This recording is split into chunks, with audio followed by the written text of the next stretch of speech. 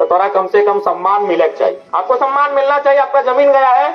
और बुधनी मंझान से फीता कटाए कौन? देश के प्रधानमंत्री, मामूली आदमी नहीं, ईटीसी एसपी नहीं, इस सबको कोई वैल्यू नहीं है प्रधानमंत्री के सामने।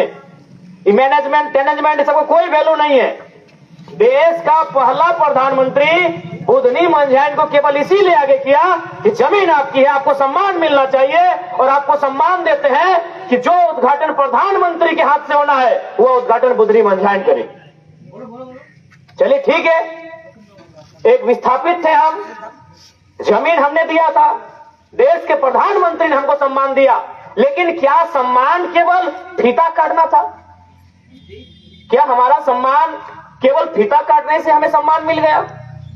आज जब इन डैमों का स्थापना किया जा रहा था उस समय बिजली की व्यवस्था नहीं थी, उस समय तमाम जो व्यवस्थाएं थी वो बिल्कुल मतलब देश चूंकि आजाद हो रहा था और आजादी के समय देश की व्यवस्थाएं ठीक नहीं थी। लेकिन जब किसान के सामने आए, सरकार के लोग आए, सरकार के लोगों ने किसानों से कन्वेंस किया, इस क्षेत्र में रहने वाले आदिवासियों को, इस क्षेत्र के मूलवासियों को कन्वेंस किया, अपनी के बतैले कि तोहनी अगर जमीन देबा तो देश की उन्नति होते, इस जमीन में डैम बनेबे, डैम में पानी टेक के रखबे, उस पानी से बहुत सारा प्रोडक्शन होता है, बिजली तैयार होता है और देश की उन्नति में तोहनी के योगदान देते। तो देश आदिवासी मूलवासी झारखंड के बहुत भोला भाला व्यवहार अखनी भी कहला है, अगर देश के विकास के बात लगे, देश के उन्नति के बात लगाए तो हमने भी चुकाट भाई।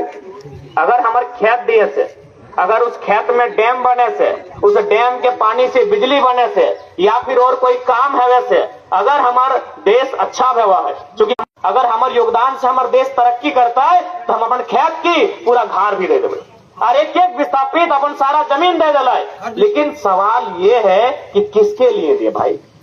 देश के लिए दिए ना। हमने अपना खेत, अपना खलिहान, अपना घर, अपना खेती बाड़ी, अपना जो हमने निछावर किया वो किसके लिए? देश के लिए। तो देश का मतलब क्या होता है भाई? हम पाकिस्तान के लोग हैं क्या? हम अफगानिस्तान के लोग हैं क्या? हम तालिबान के लोग हैं क्या? अरे देश का मतलब क्या होता है? देशवासी तो हम भी हैं। जब देश को हमने दिया तो आज आजादी के 75 साल के लगभग बाद भी हम यही मांग कर रहे हैं कि देश हमें क्या देने वाला है। हमने दे दिया, सब कुछ दिया। हमने कहीं मैथन डैम में जमीन दिया, कहीं पंचायत डैम में जमीन दिया, हमने एमपीएल में जमीन दिया, हमने डीवीसी में जमीन दिया, लेकिन आज देश हमें क्या दे रहा है ये हम देश से मांग करते हैं। क्या हमारा ये अधिकार नहीं है मांग करने का? आज हम वही मांग करते हैं कि देश हमें क्या देगा। हम आज देश से मांग करते हैं कि पहले एक स्पष्ट नीति बनाए। नीति ये रहेगी कि जिन्होंने आपको जमीन दिया है उनको पीढ़ी दर पीढ़ी नौकरी मिले। एक पीढ़ी कहा लेंगे दीदी लोग मासी एक पीढ़ी जो हमरा की जो चाकरी लिबो। ये जमीन हमारे दादाजी भी जोत कोड़ किए थे, उनके भी पिताजी जोत कोड़ किए थे, उनके पिताजी भी जोत कोड़ किए थे, उनके पिताजी के पिताजी के पिताजी न जाने कितने पिताजी जोत कोड़ किए थे कि नहीं? तो हम 40 साल के लिए नौकरी कहा लेंगे भाई? हम क्या 40 साल के लिए नौकरी लेंगे? डीवीसी आज लगभग 70, 75, 80 साल पुराना है। आज 70 साल बाद भी डीवीसी का वजूद है। तो 70 साल पहले जिन किसानों ने जमीन दिया है उनका वजूद काहे नहीं रहेगा? उनका वजूद काहे नहीं रहेगा भाई? आज हमने आपको 70 साल पहले जमीन दिया है, आज भी आपका वजूद है, तो हमारा वजूद क्यों नहीं रहेगा?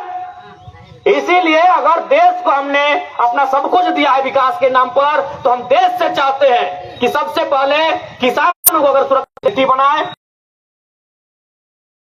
और हर एक प्रबंधन को, चाहे डीवीसी प्रबंधन रहे, एमपीएल प्रबंधन रहे या कोई प्रबंधन रहे, आपको अपने प्रोटोकॉल में, अपने टर्म एंड कंडीशन में इस बात को जिक्र करना होगा कि आपको पीढ़ी दर पीढ़ी नौकरी देना होगा।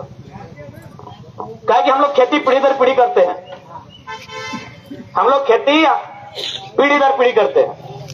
बाप के मरने के बाद फिर बेटा खेत को संभालता है, वो जब दुनिया से जाता है तो उसका अगला पीढ़ी खेत को संभालता है। तो उसी प्रकार जब तक, और ये नौकरी का मांग हमारा तब तक रहेगा जब तक यहाँ योजना रहेगा, जब तक डीवीसी का चिमनी रहेगा, जब तक एमपीएल में धुआं उड़ेगा, हम तब तक मांग रहे हैं। एमपीएल चला जाएगा हम नहीं मांगेंगे, डीवीसी चला जाएगा हम नहीं मांगेंगे। इसलिए आज लोकतंत्र के चौथे स्तंभ के माध्यम से ये आवाज हम देश तक भी पहुंचाएंगे कि वास्तव में अगर ये गांधी का देश है, क्योंकि लोग कहते हैं ये गांधी का देश है, हम भी बचपन में सुनते आए हैं गांधी का देश है, लेकिन दिल नहीं मानता है। लोग कहते हैं, हमें जब से हम लोग स्कूल गए हैं, नर्सरी क्लास से लेकर आज हम लोग पीएचडी में पहुंच गए, और आज तक लोग यही बताए ये गांधी का देश है, ये महात्मा गांधी का देश है। सुनते हैं लेकिन दिल नहीं मानता ये गांधी का देश है। अगर ये गांधी का देश है तो गांधी किसानों के पक्षधर थे। गांधी का कथन था, भारत की आत्मा बसती है गांवों में, गांवों की आत्मा बसती है किसानों में, और किसानों की आत्मा बसती है खेत खलिहानों में। आप खेत खलिहान को उजाड़ के कहेंगे ये गांधी का देश है, हम कैसे मानेंगे? हम कैसे मानेंगे भाई ये गांधी का देश है? आप खेत खलिहान को उजाड़ के हमें हमारे घर से बेघर। इसलिए आज ये गांधी का देश हम तभी मानेंगे जब रैयतों के साथ इंसाफ होगा, जब विस्थापितों को उनका अधिकार मिलेगा। और साथ ही साथ आज तमाम जो विस्थापित लोग हैं, हम आपको सोबिन के हटाए कहना चाहो कि देखा हमने लड़े खातिर तैयार हो। आज हमने 2 साल से हर एक मुद्दा में लड़ लिए। अभी पीएल मुर्मू चाचा बताए तो हमने 6 दिन तक धरना में नौकरी मिला, तो हम लोग लड़े। लेकिन एक बात यह है कि आज झारखंड के हर एक घर में समस्या है, झारखंड के हर एक गांव में समस्या है। आपके यहाँ अगर वहां कुमारडूबी में भी समस्या है, धनबाद में जान देने से भी पीछे नहीं हटेंगे। लेकिन सवाल है, हमारे गर्दन से अगर आपको इंसाफ मिलता है तो हम कटाने के लिए भी तैयार हैं, लेकिन कितना बार कटाएं? एक ही गर्दन है। गांव 32,000 है झारखंड में, 32,000 गांव में 32,000 को समस्या है। आखिर हम लोग एक बार हम जरा मातो एकदम निष्ठापूर्वक हम बोला हो कि अगर हमारे गर्दन काटे से भी अगर विस्थापित के न्याय मिलता है तो काट के हम दे दो, थारी में परस देवो। लेकिन सवाल हो कि गर्दन हमारी के बार न काटो। इसलिए आज सोहनी समय निमती कराए लियो कि हर एक घर से गर्दन ले के निकले हो, तो हर एक घर से हम तो बोल लियो अगर आज तोहनी के समस्या के समाधान भय जी तो मैया तो ले हमारे गर्दनों हम खड़ा ही हाथ बगल में पुलिसियों न हो, बेचारा नहीं, हालांकि भाई लगतो लेकिन मजबूरी में नौकरी करो। अपनी तो भले पुलिस के काम करो, लेकिन सब सरकार के यार पूंजीपति के काम करा तो देखबे करला। यहाँ भारत एक ऐसा देश है जहाँ एक बाप को अपना बेटी का शादी करने के लिए सोचना पड़ता है और एक बाप 5,000 करोड़ खर्चा कर देता है। भारत एक ऐसा देश है, भारत एक ऐसा देश है जहां बेटा खर्चा के डर से अपना रिश्तेदार को बुलाता नहीं है, और सलमान खान, सुनील शेट्टी और मोदी को बुला लिया। ही भारत देश है। तो जो भी पुलिस लोग बनते हैं अच्छा बात है, उनसे हमारी कोई लड़ाई नहीं है, लेकिन सच्चाई है ये लोग हमारे लोग नहीं है, हमारे भाई हैं। लेकिन जब वो नौकरी करते हैं तो पूंजीपतियों के लिए करते हैं, उद्योगपतियों के लिए करते हैं, तो हम लोग पीछे कभी नहीं हटते हैं। लेकिन सवाल ये है कि हम जान एक ही बार दे सकते हैं। अगर हमारे जान जाने से आपको इंसाफ मिलता है तो हम पीछे नहीं हटेंगे। लेकिन हमें लगता है एक जगह की समस्या का समाधान अगर एक जान से होगा तो बाकी जगह भी समस्या है। यानी हमारे कहने का मतलब यह है, हमारे कहने का मतलब ऐसे लगो कि अब लड़ाई यार पार लड़े। देखा एक बात सीधा जान ले, यदि जमीबारी ना हो ना, खेत द्वार घर कोठा ना हो तो जिंदगी तो जिंदगी ना लगो। धनबादी रेलवे स्टेशन जाके देखबा, बहुत सारा लोग है अपना गुलगुलिया बोला होते, वो जिंदगी तो जिंदगी लगे। हालांकि हमारा दुख है कि दुनिया में ऐसा आदमी भी है, और प्रति हमारा सहानुभूति है और हम सरकार से मांग करबे अपनी के विशेष ध्यान दो। लेकिन बताए वो गुलगुलिया के जीवन की नहीं है स्टेशन देखा ला, और सच्चा मर जा लड़के कि तो आने वाला पीढ़ी कम से कम गुलगुलिया तो नहीं बनतो। आज धनबादी के स्टेशन देखा ला जाके बेचारा नहीं तिरपाल, इसने तिरपाल टाइम के भरखर गर्मी, भरखर रोद बरसात सहा थी ना, कहे पता हो ना पर एक बित्ता जमीन नहीं, और गांव नहीं, और घर नहीं। तो हमने की चाहा कि आने वाला 20 साल बाद हमने आने वाला पीढ़ी की हटे रहते। इसलिए देखा डर करे का आवश्यकता ना हो, यहाँ बाँचे ले क्यों ना आ जाए, कोई यहाँ रह ना आ जाए। फिल्म के कहानी लगो, ये फिल्म किताब के कहानी लगो, अमृत पी ले लोग अमर रहे, यहाँ ना कोना वाला है, सभी मारे ले आए। बस एक बार हिम्मत ही खातिर करिया कि तोर मारे से अगर तोर आने वाला पीढ़ी के अधिकार मिले तो मरना चाहिए। आज भगत सिंह मरले तब ना भारत देश आजाद भले। अगर वो अपन जान के परवाह करते कि भाई हम जान कहे दे, भाई भगत सिंह 23 साल के लड़का थे, एकदम नौजवान गिदर, 23 साल के लड़का, लेकिन वो जान दे दले। कहे जान दले नौकरा मालूम है कि अगर हमार जान यानी हमारे आने वाली पीढ़ी का अधिकार, तो अगर हमें जान देना पड़े तो पीछे नहीं हटना चाहिए। लेकिन हाँ, अब हम लोग जान केवल देंगे नहीं, केवल खाली देंगे ही नहीं, एगो दुगो लेंगे। अच्छा एक बात बताइए, हमारा कसूर क्या है भाई? हमारा जमीन मुधिया गोरा यार गोप के जमीन और कहा बंगाल के लोग सोना दिया। अरे जमीन का कर ना मांझी जी के लोग यहाँ अंसारी जी के जमीन और यहाँ तक सोना कहाँ लोग लेके चल गए। সোনা এরা সোনা পাইবো, এই তোমাদের জমিনে এই মানুষগুলা সোনা, এরা সোনা লিছে। জমিন তোমাদের বাপের বাড়ি, তোমাদের বাপের চাষ, আর এরা সোনা পিনে। ইয়াদের ছেলা ভিআইপি স্কুলে পড়ে, ইয়াদের মেহরারু নতুন লুগা পরে, আর তোমরা ফাটল চিটল। সে নাই মায়া করবে নাই, এই মায়া দয়ার এই বুদ্ধের সময় নাই বটে, এই महात्मा बुद्ध का समय नहीं माया दया करेंगे। দাঁড়াইছে তোমাদের জমিনে দাঁড়াইছে, তো সে জন্য তোমাকে তোমাদের অধিকার লড়তে হবে, তবে তুমি পাওয়া যায় তোমাদের অধিকার কি। तो यह बात तो हम ही कहलियो कि अगर मुक्ति पावे खातिर अगर 2-4 को बलिदान देना चाहिए तो पीछू नहीं हटक जाए। आखिर जिंदा रह के हमने की करवा बताओ तो। 57 में जमीन दिला, 60 में मीटिंग कर ला, 62 में भी मीटिंग कर ला, 72 में भी मीटिंग कर ला, 84 में भी मीटिंग कर ला, 88 में भी मीटिंग हुआ, 98 में भी मीटिंग हुआ, 2010 में भी मीटिंग हुआ, 20 में भी और 24 में भी। आप लोग मर जाइएगा ना, ए दादीरा चूल पका आप लोग मर जाइएगा ना, उसके बाद भी मीटिंग होगा। तो क्या मतलब इस जिंदगी का भाई? हाँ 4 पीढ़ी से तो मीटिंग हो ही रहा है, 70 साल हो गया तो 3-4 पीढ़ी से तो मीटिंग हो ही रहा है। तो मीटिंग का अगर समाधान नहीं होता है तो बिल्कुल जैसे बिरसा भगवान लड़े थे, जैसे निर्मल दादा लड़े थे, एकदम उससे लड़ने के लिए तैयार रखिए। जब ये लोग नहीं सुनता है मानवता का बात तो हम ठिका लेके रखे क्या?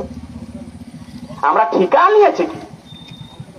ইয়ারা যদি বুঝতে না পারি মানবতা মনে কি, ইয়ারা যদি আমাদের দুঃখ দর্দ বুঝতে পারি নাই, ইয়ারা যদি আমাদের পীড়া বুঝতে পারি নাই, তো আমরা ঠিকা নিয়েছে কি? আমাদের জমি আমরা ঠিকা নিয়েছি কি? আমাদের জমিনে ইয়ারা চাকরি করবে, ইয়ারা সোনা পিনবে, আর हमारा फाटल चिटल नहीं पाए तो हमारा ठिका लिएছি। इतना सीधा भी ठीक बात नहीं है। इतना सीधा अगर आदिवासी बन के रहिएगा तो इतना सीधा भी ठीक बात नहीं है। अच्छा कौन बांस तो पहले कटल जाए तो के मालूम हो?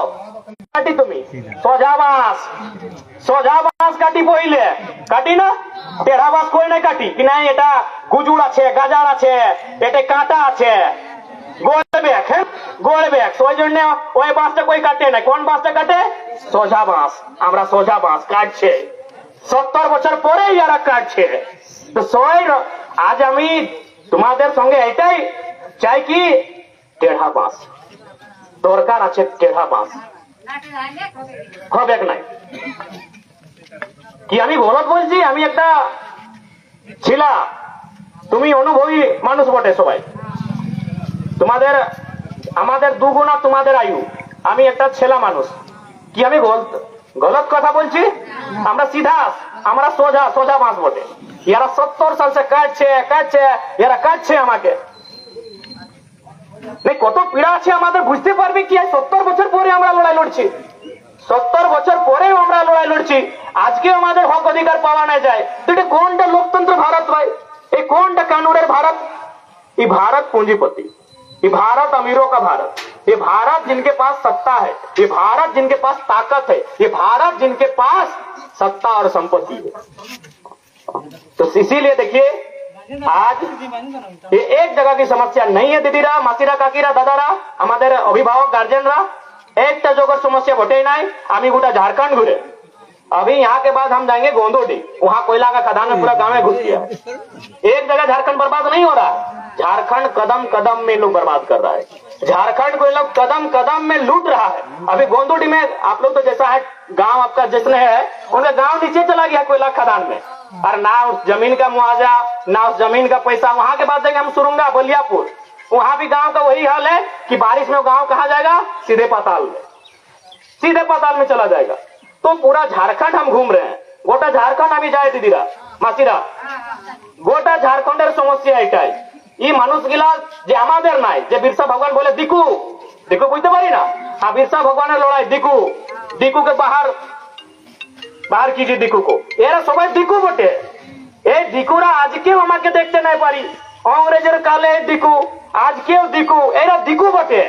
আজকেও এই মানুষগুলা আমরাকে মানুষ বুঝে নাই, আমাকে কে কি বুঝাই, এরা জানোয়ার বুঝে।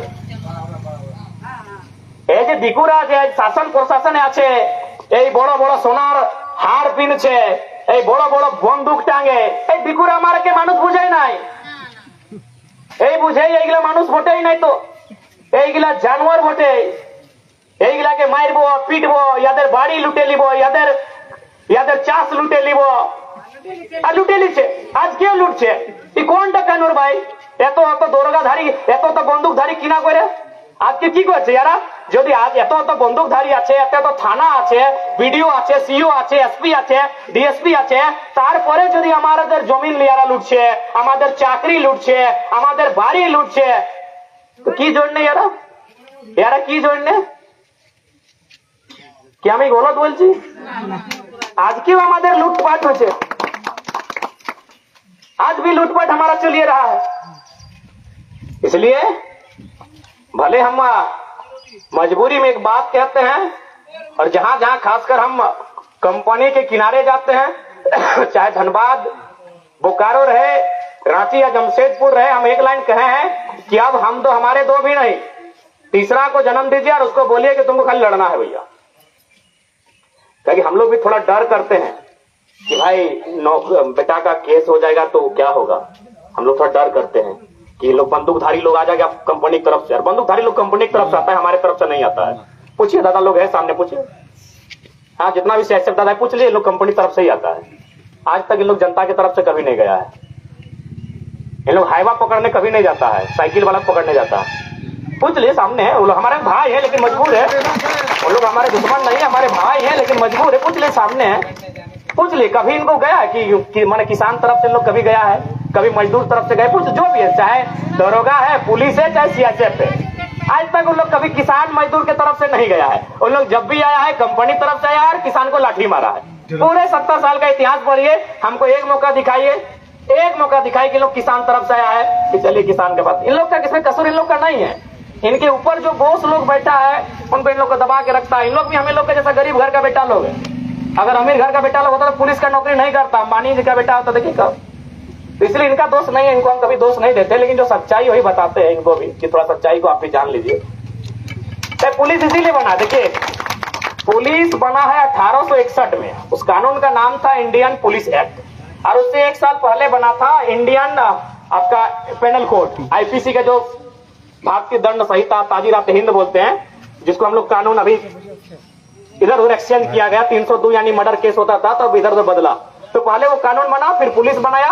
और पुलिस को देखिए इसीलिए बनाया था, उस समय जैसे अभी डीसी होते हैं, तो उस समय वो कलेक्टरी व्यवस्था थी अंग्रेजों के टाइम में, और कलेक्टर का काम होता था गांव में जाके लगान को कलेक्ट करना, वसूली करना।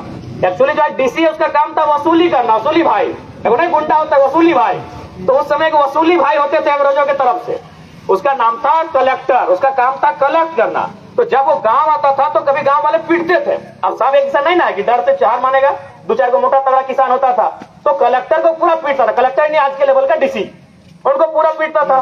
तो कलेक्टर अंग्रेजों के पास गया, बोला देखिए गांव जाना दिक्कत है, गांव जाते हैं तो किसान लोग पीटता है, तब बोला कि ठीक है तुमको सुरक्षा देंगे, उन लोग पुलिस बनाया, यानी जो कलेक्टर को पीटेगा पुलिस उनको पीटेगी, और वो सिस्टम आज भी चलता है। आप बड़े पदाधिकारियों के खिलाफ बोलिए, पुलिस आज भी आपको पीटेगी, आप कंपनी के खिलाफ जाइए, पुलिस आज भी आपको पीटेगी, आज विधायक के खिलाफ बोलिए, पुलिस आज भी आपको पीटेगी, तो ये सिस्टम आज भी है। तो इसलिए हालांकि हमारे भाई हैं, इनसे हमारी कोई शत्रुता नहीं है, लेकिन जो सच्चाई है, जो इतिहास है उसको जानना चाहिए। और हम आपको इतिहास बता रहे हैं कि कलेक्टरी को बचाने के लिए ही, कलेक्टर को बचाने के लिए पुलिस का व्यवस्था किया गया था, ईस्ट इंडिया कंपनी को बचाने के लिए पुलिस का व्यवस्था किया गया था। और कलेक्टर के ऊपर एक होता है कमिश्नर, आप भी सुने हो कमिश्नर, एगो कमिश्नर एगो कलेक्टर। तो कमिश्नर का काम था कि जो कलेक्टर जो पैसा इकट्ठा करके देता था, कमिश्नर उसमें अपना कमीशन लेता था और उसको ब्रिटिश को भेजता था। तो ये व्यवस्था आज भी है।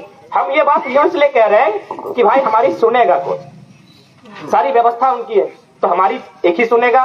ये गांधी का देश है, हमें संघर्ष करना होगा। हमें आंदोलन के माध्यम से आना होगा, हमें प्रखर होकर आना होगा, हमें मजबूत होकर आना होगा, हमें एकजुट होकर आना होगा, तभी ये लोग हमें सुनेंगे, नहीं तो बहुत मुश्किल है। बिल्कुल उनके पक्ष में है।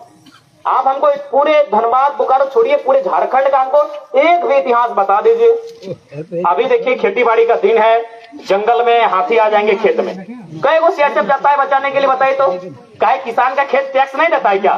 नहीं, लोग कहते हैं कि कंपनी टैक्स देती है। हम बहुत सारे लोगों से बात किए तो उन्होंने कहा कि नहीं, कंपनी के बचाव में पुलिस लोग इसीलिए जाते हैं या फिर सीआरपीएफ को इसलिए भेजा जाता है कि कंपनी टैक्स देती है, उससे देश चलता है। हम बोले किसान का खेत भी तो लगान काटते हैं, रसीद काटते हैं, भी तो टैक्स देता है। तो हाथी जब उतर जाता है तो आप तो कभी ना कहीं किसान का खेत का हिफाजत करने के लिए, कंपनी की हिफाजत करने के लिए आप लोग चले जाते हैं।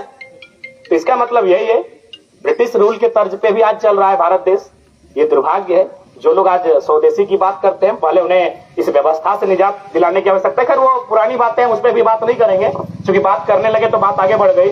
हम बात यही कहेंगे कि आज जो हमारी मांगे हैं, हमने जमीन दिया है, उस जमीन के बदले डीवीसी खड़ा है, उस डीवीसी के काम से कलकत्ता जगमग हो रहा है, डीवीसी का काम बांग्लादेश जा रहा है, तो हमें क्यों नहीं? हमको उतना लंबा बात नहीं करना है। जमीन हमारी है और जमीन हमारी मां समान है, जमीन हमारी मां समान है ना? हमरा बोले ना, आदिवासी समाज बोले भाई माटी और मायरा हमने दो माटी माई समान बटे। माँ हमको कितना दिन तक खिलाती है? जब तक जिंदा है। लेकिन ये जमीन जब तक हम जिंदा है तब तक खिलाती है। माँ तब तक खिलाती है जब तक माँ जिंदा है, लेकिन ये जमीन तब तक खिलाती है जब तक हम जिंदा है। इसीलिए माँ और माटी समान है। गलत बोल रहे हैं? माँ तब तक खिलाती है जब तक माँ जिंदा है, और जमीन तब तक खिलाती है जब तक हम जिंदा है। तो माँ और माटी इसीलिए बराबर है। और उस माटी को हमने दिया है इन कंपनी को, और आज ये नौकरी बांटेंगे यूपी, बिहार, बंगाल के लोगों को। यह अब अन्याय बर्दाश्त नहीं होगा। पहले हमें मिलेगा, हमसे छूटेगा। आप किसी को दीजिए, आप ब्रिटेन को दीजिए, हमको दिक्कत नहीं है, लेकिन हमसे छूटेगा, हमसे बचेगा तब। इसलिए आज स्पष्ट कहना चाहेंगे, जो भी प्रबंधन है, समय किसी के बाप का नहीं होता है। इस दुनिया ने सिकंदर को भी देखा है, इस दुनिया ने चंगेज खान को भी देखा है। आज कहां है नहीं है कोई नहीं जानता है। इसलिए इस घमंड में ना रहे कि आपके पास शासन है, आपके पास प्रशासन है। शासन में कभी हम लोग भी आएंगे, ऐसा बात नहीं है। और जिस दिन आएंगे पाई पाई का हिसाब सोच समेत लेंगे। और आज सुबह के एटा আমি জানাতে যাই कि भाई সংঘর্ষের ঘড়ি বটে, এই মুক্তির মার্গের ঘড়ি বটে। আজকে তুমি আন্দোলনে আসবে, আজকে তুমি সংঘর্ষের সঙ্গে দাঁড়াবি, তো তোমাদের সেনারা যে ভাবি পিढ़ी ওয়ার মুক্তির যে রাস্তা মাধ্যম ওটা খুলবে। तो ज्यादा हम लोग नहीं कहेंगे, ये भाषण देने के लिए हम लोग नहीं आए थे, लेकिन थोड़ा सा बहुत पीड़ा है, बहुत दर्द है अंदर में, और हमेशा दर्द में ही हम लोग रहते हैं। और इतना दर्द में रहते हैं कि आज हम लोग को अपना सुधी लेने का समय नहीं है। हम लोग को अपना आज रास्ता में हम लोग गाड़ी में खाना खाते खाते आए कि ना भाई वहाँ समय लेट हो रहा है, तो दर्द था इसीलिए बोल दिए। बाकी सीआईएसएफ वाले दादा आप लोग से कोई बुरा नहीं मानिएगा, जो इतिहास है बता रहे हैं। और आपसे एक रिक्वेस्ट करेंगे, अगर लाठी चार्ज का नौबत उन लोग बोलेगा, उन लोग बहुत बेईमान लोग है, तो पाँव में मानिएगा। सीआईएसएफ वाले भैया जितना है, आप भी किसान का बेटा है, सच बोल रहे हैं। अगर किसान का बेटा नहीं होता तो अंबानी आपको न्योता देता। सब गया, कोहली गया, कोहली नहीं गया, अच्छा काम किया कोहली, धोनी गया, मोदी गया, लालू गया, सबे गया, आप भी जाते हैं। लेकिन आप किसान परिवार के बेटे हैं, आप मिडिल क्लास के बेटे हैं। आपसे हमारी कोई लड़ाई नहीं, लेकिन आपको भी सत्य वही बताएं कि आप मजबूर हैं, आप भी एक नौकरी का पार्ट हैं। तो अगर बाय द वे लाठी चार्ज किए तो आपसे रिक्वेस्ट होगा, सर पे नहीं मारिएगा, पाँव में मारिएगा। और अगर लाठी भी चार्ज करेंगे, घायल भी हो जाएंगे, लेकिन भागना नहीं है। कहाँ भाग के जाएंगे? कोथाय जाबी, कोथाय जाबी, हमरा कोथाय जाबी, पाराई नहीं कोथाय जाबी, कोथाय जाबी, বাড়ি আছে কি তোমাদের? কোথায়? এইখানে বাড়ি, এইখানে সব কিছু আছে, এইখানে আছে, ভাগবার দরকার নাই। ঠিক আছে, বাকি সবাইকে জোহার করি, নমস্কার, সালাম পেশ করতে हैं।